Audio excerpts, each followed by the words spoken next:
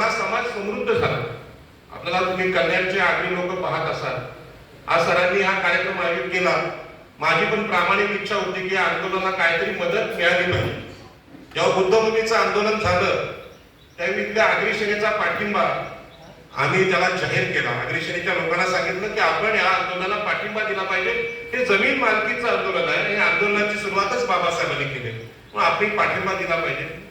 ठाणकर म्हणून आमचे आगरी सेनेचे इथले जिल्हाध्यक्ष आहेत, त्यांनी याला पाठिंबा दिला. विश्व हिंदू परिषदेच्या लोकांना सांगितलं तुम्ही शेवटी आगरी आहात, तुम्ही याला पाठिंबा दिला पाहिजे, कारण हे आंदोलन आपलं आहे. जमीन हक्काचं आंदोलन आपलं पहिलं आहे.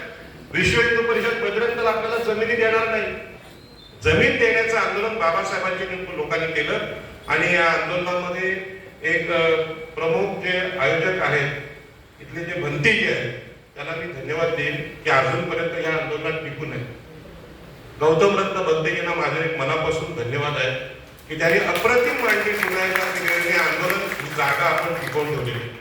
बंधू आणि भगिनींनो, खरं म्हणजे इथे सरांची माझी चर्चा झाली आणि मी त्यांना सांगितलं की डॉक्टर बाबासाहेब आंबेडकरांनी आम्हाला हा सगळा जमिनीचा अधिकार दिल्यानंतर नारायण नागू पाटील बाबासाहेब आंबेडकरांच्या बरोबर काम करत होते. कुळ कायद्याचं आंदोलन भंडारी समाजाचे नेते सी के बोले त्यांच्या बरोबर होते. भंडारी आगरी कोळी कुणबी होते. आम्हाला मनुस्मृतीने नाकारलेले सगळे अधिकार बाबासाहेबांनी दिले, म्हणजे सत्ता असेल, संपत्ती असेल, शिक्षण असेल, आरक्षण आहे.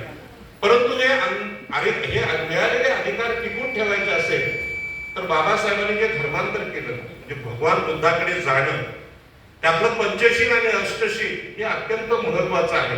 हे माझ्या लक्षात आलं. नारायण नागू पाटील यांनी बाबासाहेब आंबेडकरांबरोबर आंदोलन करताना उच्चवर्णीय खोत ब्राह्मण क्षत्रिय वैश्य या सावकारांविरुद्ध आंदोलन केलं आणि आम्हाला जमिनीचा मालकी अधिकार मिळाला.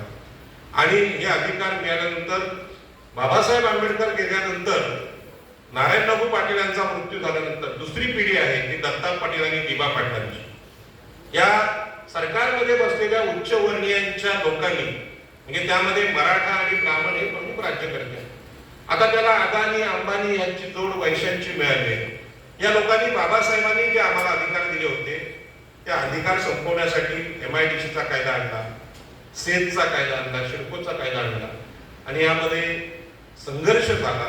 दिबा पाटलांमुळे जमिनीला प्रचंड भाव आला, 10 कोटी रुपये गुंठा.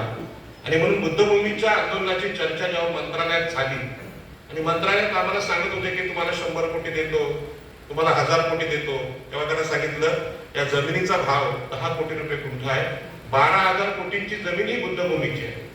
फक्त इथली जमीन ही 32 एकर जागेचं किंमत एवढी आहे, तर तुम्ही आम्हाला कोण पैसे देणार?